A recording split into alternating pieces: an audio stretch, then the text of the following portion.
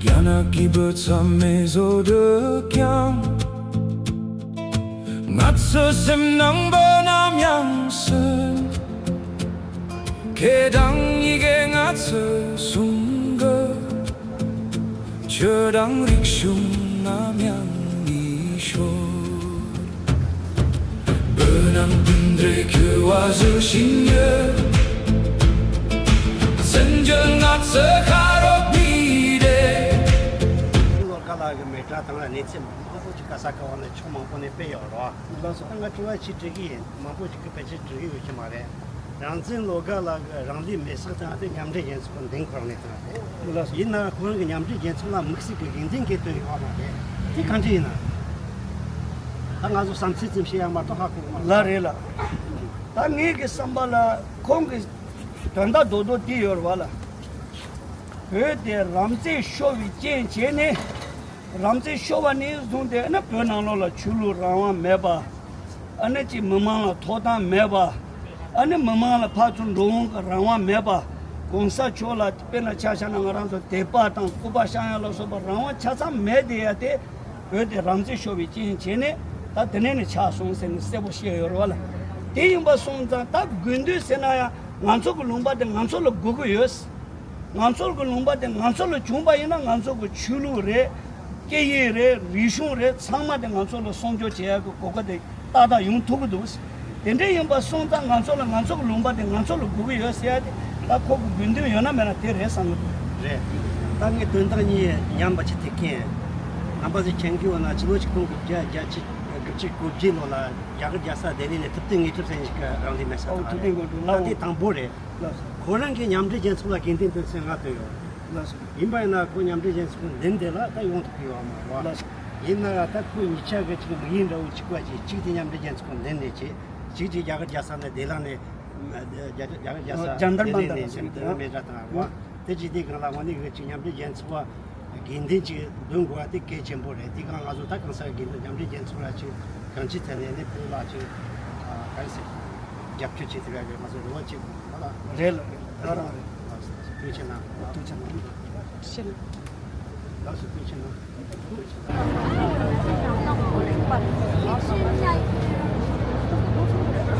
Debemos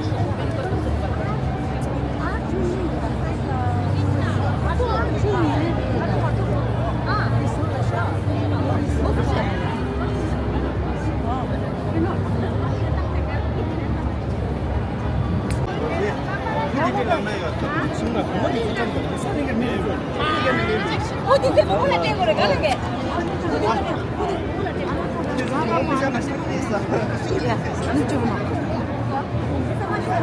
젠게 잘라들라 젠게 사서들 저거 차이래 들으셔야 되네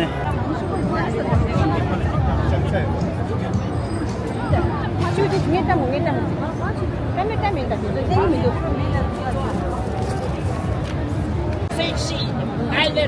Thailand Communist Party 动一起习近平的动运动习近平。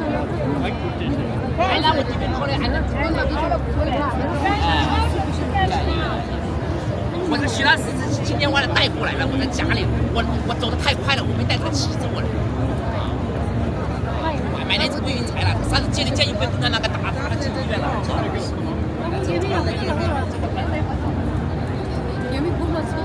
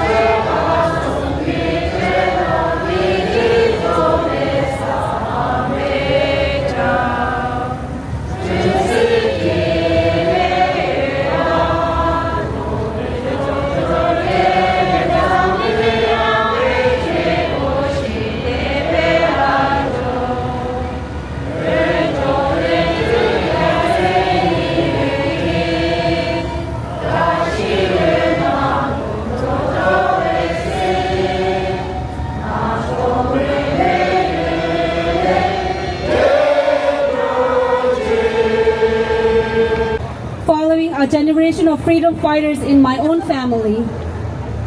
His final message before making the ultimate sacrifice in front of United Nations was a stark reminder why Tibetans are in exile. Because our nation was stolen from us. One history and one responsibility. And his message to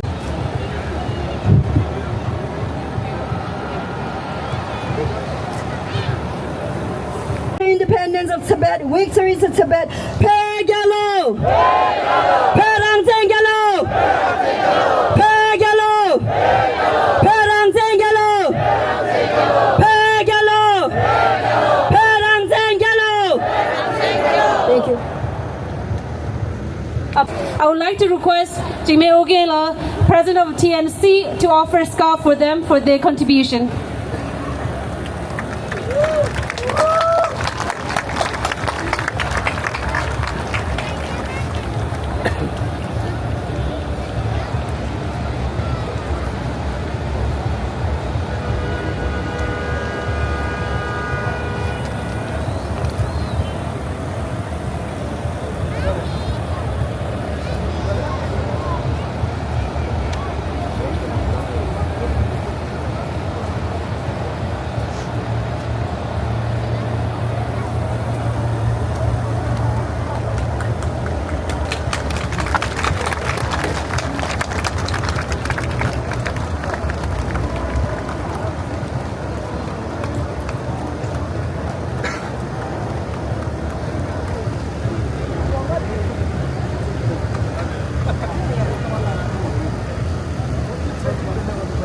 Tonight I join you with a heavy heart. Thank you. As we honor the life. I want to make sure that I'm honoring his name by pronouncing it correctly, so feel free to correct me. Pawo, Lobga, Rangzen. Okay, I did it correctly. I wasn't sure how I was going to feel coming here and seeing so many people honoring his sacrifice today. It tugs at your heart because it makes you think of the life that he led, the life that you had to leave behind, and the life that many people of Tibet are still living. I was asked to chant something, and I want you to follow me when I say it. All right. Free Tibet! Free Tibet! Free Tibet! Free Tibet! Free Tibet! Free Tibet! You come to this country in search of opportunity and that freedom that was denied to you in the country that you were born in, and we are going to call it a country no matter what China tries to do or say. That is his sacrifice, that was his ask, and that is how we are going to treat you. I represent Elmhurst, where he called it home, where he worked, where he fought, and we are going to miss him in our neighborhood. And the only thing I ask of you today is to continue to do this. Show up for the people of Tibet. Show up for him. Show up for fighting for a free Tibet. Thank you for the honor of being a part of this beautiful demonstration of love toward his sacrifice and to the country that called you Tibetan. You will always be Tibetan. Thank you. May he rest in the peace that was denied to him in the country where he was born. Thank you. Thank you. Free Tibet. Free Tibet. He had many friends in the Tibetan community. But he and I, politically, for the sake of Tibetan independence, for activism, we were best buddies. Nearly every day he would come and he'd have some idea, sometimes a mad idea, sometimes a good one. So I mean, it's really hard for me to say very much. You know, the day that he passed away, I get this call from Dikila and the police want to see me. They're saying, who's in charge? And I'm the founder of the Tibetan National Congress, he's the president.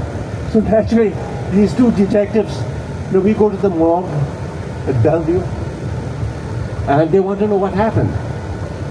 And I said, officers, I want you to understand that this was not a deranged person. This was not someone who was intoxicated.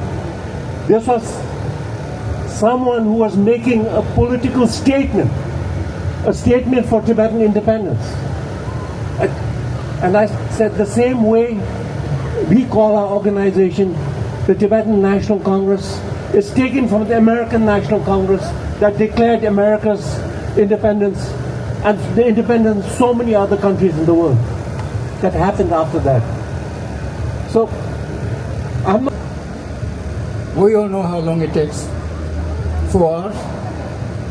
You want to know how long it took us? About 5 hours. This is how Tibet problem is difficult.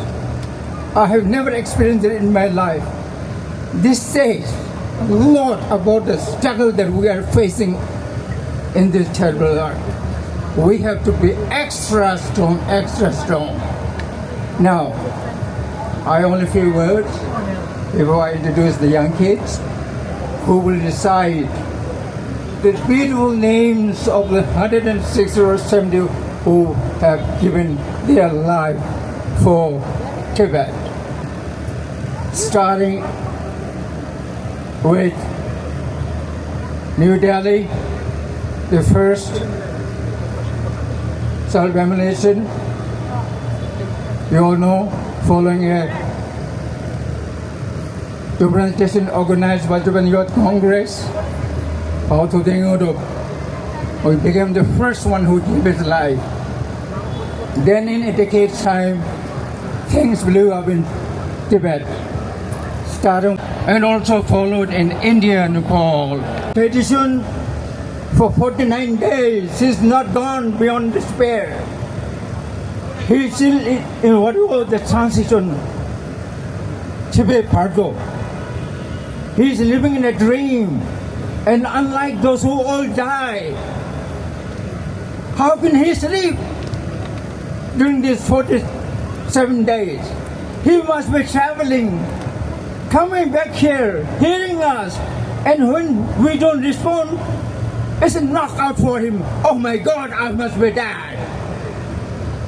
Then he goes in dream. And I'm sure because of the so much attention internationally and the protest, I'm sure he has been flying all over the world because now he doesn't need a visa. And today he's waiting. He'll be with us until the 49th day when we will have the final goodbye for him. So with this, I'll close my remarks. Thanks for your listening. And all these young people to read the names of all those who deceased for Tibet.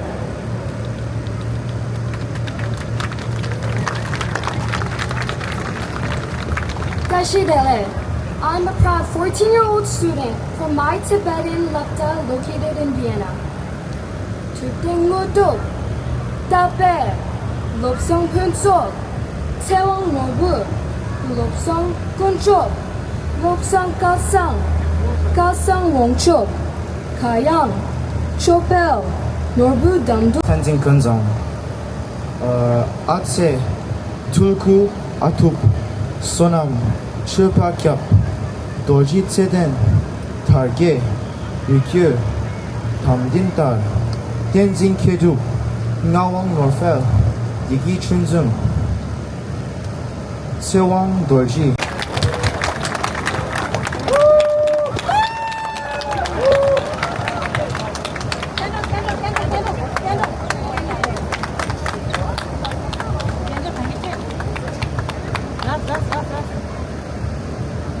Happy to join our community here.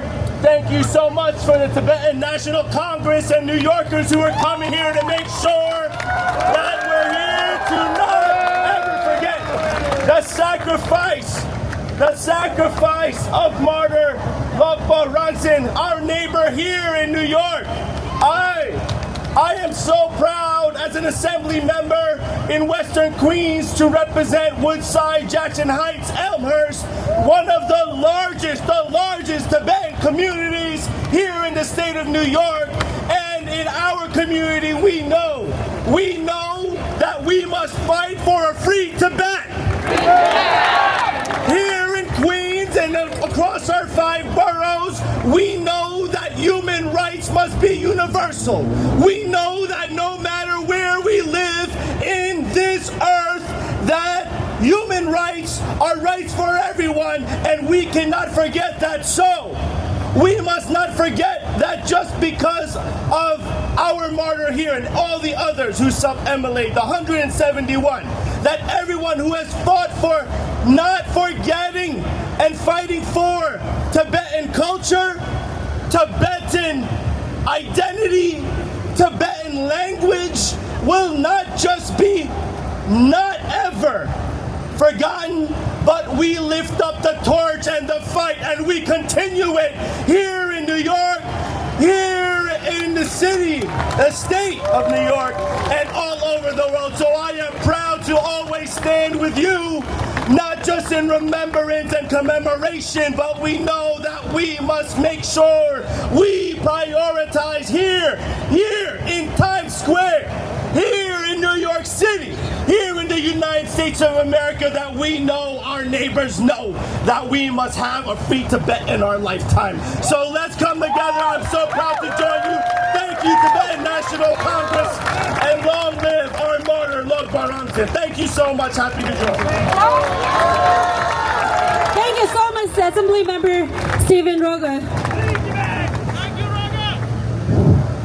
Our next speaker carries forward a deep family legacy for Tibetan freedom, son of Dr. Rinpoche and nephew of His Holiness the Dalai Lama, and a dear friend of Pawo Lobga Rangzen, and have walked many times for Tibet, Mr. Kunka Nupala.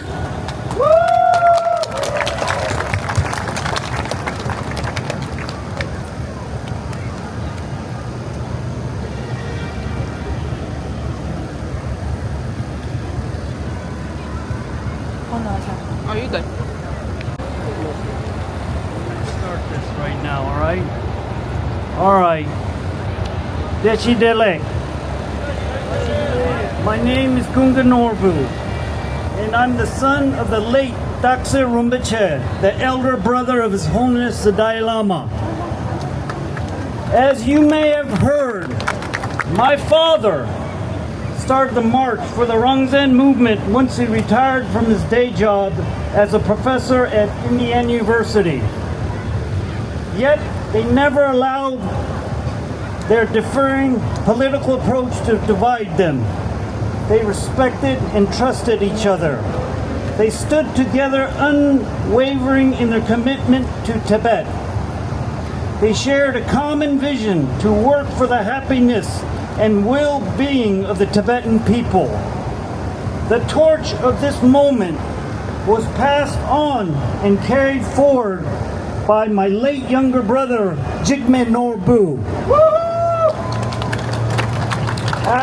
After his passing during the Rangzen March in 2011 in Florida, I joined my nephews, Jigme La's son, to carry on the legacy of the Rangzen March that same year. From the point on, I engaged in several other walks for the Rangzen movement. In 2013, I walked with Lobsang Rangzen from Washington, D.C. to New York City, and we walked together on few other marches for Rangzen. I came to know my friend, Lobsang, well during these walks, and we became friends. I was invited to his apartment in New York City, and we spent nights together talking. Through these personal connections, as usual, we engaged in conversation about Tibet and the Rangzen movement. Although I deeply admire his sacrifices for the Rangzen movement in Tibet, this time it still breaks my heart badly. Without much emotional outburst, I'm here today to remember my dear friend Lobsang Rangzen and his sacrifices. I'm also here today to honor this act of bravery which is certainly brings back memories of my late father's and my brother's determination towards the Rangzen movement. Lobga Rangzen was my friend and my co-activist, and I will cherish the memories we created together. I will remember for years to come. In my mind, he was my hero, and he will remain a hero for Tibet and the whole movement. We'll remember his call to be reunited in the struggle for the Tibetan cause. We'll remember the over 170 Tibetans who have resorted to self-immolation for Tibet. We'll be advocates for our brothers and sisters in Tibet, as envisioned by His Holiness the Dalai Lama, and as reminded by my friend Lobga Rangzen with these words. I would like to draw your attention to the word of my late father, Taksa Rinpoche, Tupten Jigmen Norbu. He said, from the start, from the last breath,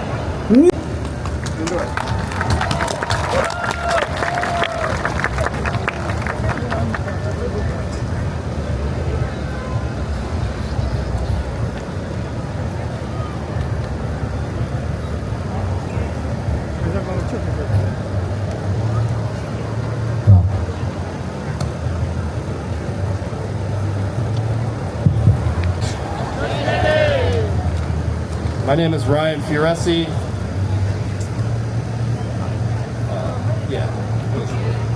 I'm the Executive Director of the International Campaign for Tibet. It's an honor to be here with all of you. Thank you. Sorry, I'm too tall. To the family members of Lobga, members and supporters of the Tibetan community, and all who have gathered here tonight, we come together in grief. On July 2nd, in front of the United Nations, Lobga Rangzen self-immolated and tragically passed shortly thereafter. He was a native of Kardza, a devoted monk, and above all, he was a son of Tibet. He came to the United States in 2006 and spent nearly 20 years engaged in selfless activism on behalf of his people, refusing to let the world look away from his homeland. Tonight we mourn him, and we hold his family and all who love him in our hearts. While we grieve, we also cherish the call and Lobga's final message, where he said he did not want our mourning. He wanted us to redouble our effort, strengthen our unity, and raise our voices to the international community to proclaim that Tibet can no longer be ignored. His appeal has never been more urgent. One day before he died, the Chinese Communist Party's so-called ethnic unity and progress law came into effect. Cannot stop at our own movement. The Tibetan struggle is bound to the Uyghurs, the Hong Kongers, the Southern Mongolians, the Taiwanese, and to every person of conscience that refuses to accept that a government may erase Freedom, co-founder and director of Tibet Action Institute, and former executive director of SFT, Ms. Harula. Please welcome Harula. Harula Tidula.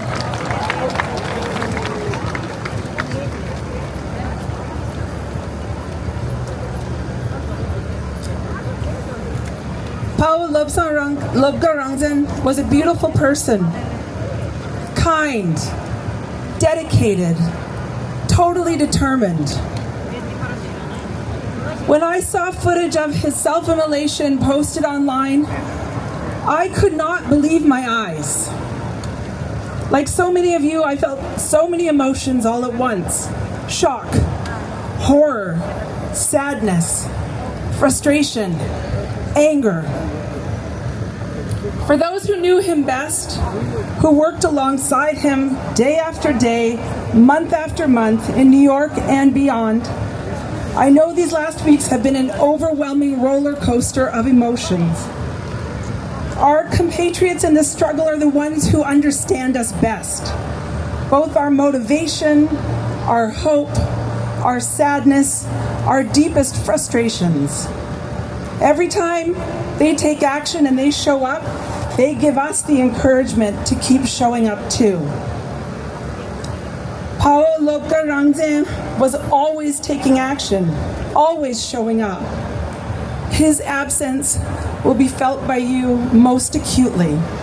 And to his friends, his family, and to the community here in New York City who knew him so well, on behalf of Tibet Action, me, my family, my husband, and my 3 boys are here, I offer my deepest condolences. It's hard for people, most people, to understand even a single act of self-immolation. It's nearly impossible to understand. More than 170 Tibetans have taken this most painful action. This is partly because the act itself is incomprehensible, but it's also because Tibetans most often move through this world in a way that belies the depth of the grief and pain we carry over China's genocidal rule in our homeland. For decades now, the vast majority of our people have gone to work, raised their kids, and lived their daily lives in exile with remarkable humor, positivity, love, friendship to their fellow citizens. But just beneath the surface, there lives a constant, terrible, heartbreaking anguish over China's decades-long assault on the Tibetan people, on our nation, on our language, on everything we hold dear and sacred, our religion, our culture, our precious teachers, our scriptures, our temples, our mountains, the grasslands. I know this anguish was especially profound for my pala, for my father's generation, who knew life in a free Tibet before the Chinese occupation, who knew the truth of Tibet's independence because they lived it. They experienced it. Rangzen, self-sovereignty, firsthand, they lived it. And that was an existence where, for better or worse, Tibetans were in charge of their own lives, where parents decided what was best for their children and could teach them to do what parents everywhere do, to speak like them, to live like them, to worship like them. In Tibet today, Tibetan parents have even been stripped of this right. 3 out of every 4 school-aged children are in China's colonial boarding schools, residential boarding schools. This means an entire generation is being forcibly assimilated. Approximately 1 million Tibetan children. But what it doesn't mean is that Tibetan resistance will end. It doesn't mean that freedom or even Rangzen is impossible. For even if China were to succeed in cutting the mother tongue from Tibetan children and turning them against their own identity,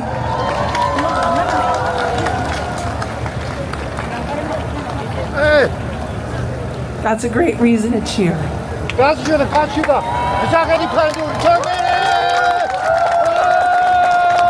those who can't see, people are cheering because one of Tibet's longest time supporters, dedicated true friend, Richard Gere, is here with us.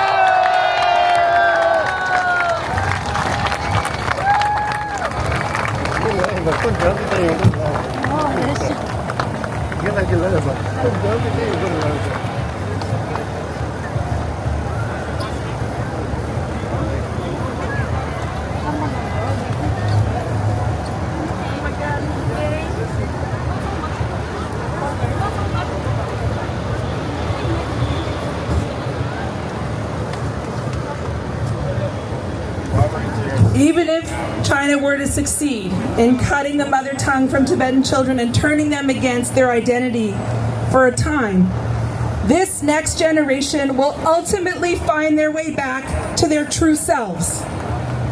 just as Tibetans who grew up during the Cultural Revolution did, just as those who were sent to the inland boarding schools in China did. They may have to struggle to reclaim their identity, but that struggle will only make them stronger and more resilient. They may have to relearn the language and the teachings. They may not look or sound like what we consider traditional Tibetans to look or sound like, but what matters is that they are Tibetan. They're Pubas. They're people of the snowland. They're descendants of warriors who have survived for thousands upon thousands of years in one of the most extreme environments on this earth. The roots of the Tibetan people run deep into the bedrock of the plateau. They rise again into our sacred mountains, where our deities still reside and are continuing to protect us. I think they're calling us to fight for them, for the land, for the mountains, for the Dharma, and not just because it's good for us, but because it benefits all the world around us too. And I know it may sound far-fetched from where we stand right now, but I'm certain the Tibetan people and the Tibetan nation will outlast this horror of China's occupation. We will outlast the Chinese Communist Party's rule in Tibet.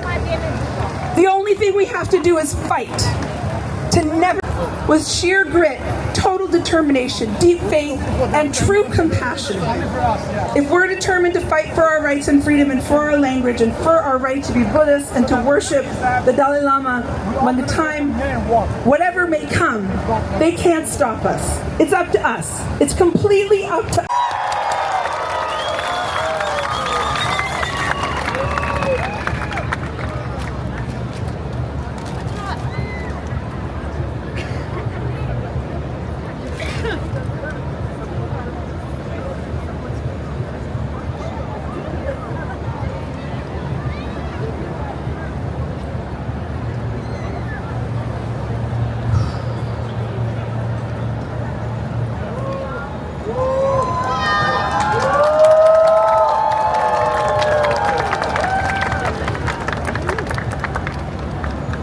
Look at all of you. All of my brothers and sisters out here. Woo! Tashidale, tashidale, tashidale.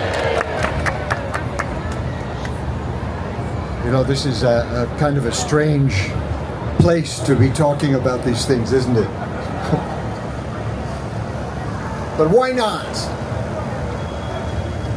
Right in the middle of the kind of the beating heart of New York, of America, within the kind of entertainment of the world, should be talking about something really important. And not just for Tibetans, for everyone.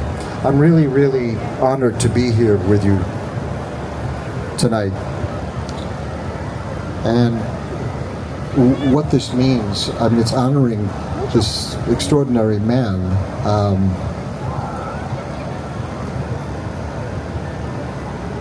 What he has accomplished here in bringing us together is something truly extraordinary.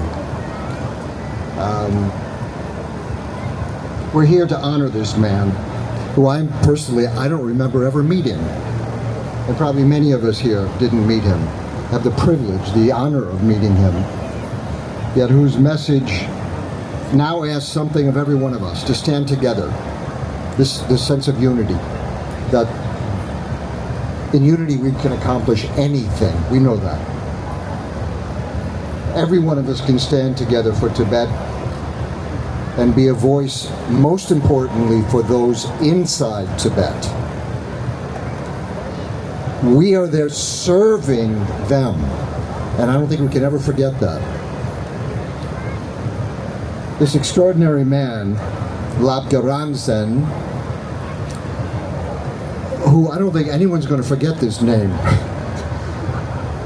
And for good reason. He's inspired us all. How moved I was and how much he kind of kicked me in the butt and said, okay, we've been doing kind of extraordinary things. We're doing things in Washington. We're doing things around the world. We talk to our families. We talk to each other. But it's been a lot of talk.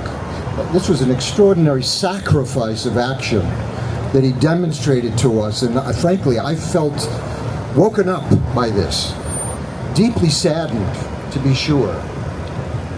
but woken up. And I think we all need to wake up right now. We can wake up. We can change this world. Yes. Now, what he spoke about, he believed Tibet's future depends on Tibetans and friends of Tibet and all people of conscience standing together with courage and conviction. He obviously loved Tibet so deeply, he refused to let its suffering remain invisible. He wanted the world to understand that Tibet is not simply occupied, this is a civilization at risk. What is at stake is an entire way of understanding the world and each other. The Tibetan language has its own script and a literary tradition stretching back more than 1,000 years. It contains words for states of mind, levels of consciousness, nature of mind that English cannot even begin to translate at this point. Thangka paintings, wood carvings, monasteries built to mirror the Buddhist understanding of the universe, the workings of the human mind, and humanity's place within that bringing together of compassion and wisdom. And these are not, this is something I go through all the time. I remember I talked to someone years and years ago about Tibet, and I said, we have to do something. We have to do something. We started Tibet House. We have to do something. And they said, well, maybe you could do something at the Museum of Natural History. And I said, well, that's very nice, but this isn't a dead culture. This is an alive experiment in the possibilities of the human mind and the human heart. These are not relics of the past. They're living traditions that survive only if someone is free to pass them on. And that's why China's very oddly named ethnic unity law, which in fact does just the opposite, presents such an existential risk. It threatens the very conditions that allow Tibetan language, culture, and identity to survive. When a civilization loses the freedom to teach its own children, humanity loses something it can never, ever replace. And that is the price of forced assimilation. With every civilization that disappears, we lose a different way of solving problems, of making meaning, of creating beauty, of new ways that we can live together, create a world community which is based on a mutual survival and joy and happiness and love. And it's not only about the rights of Tibetans, obviously, but Uyghurs. We have wonderful Uyghurs here. We have Mongolians, we have Hong Kongers. We're all in this together. And this is about whether we believe every civilization, that means every civilization deserves the right to exist, to endure, and to thrive.